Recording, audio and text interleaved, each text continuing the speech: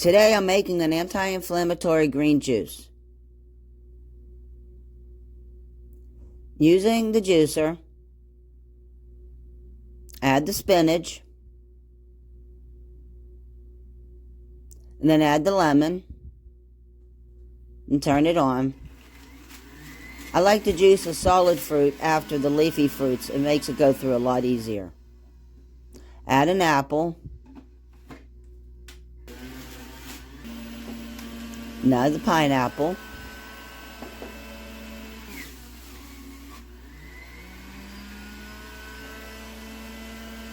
And half a cucumber. A knob of ginger. And 4 stalks of celery.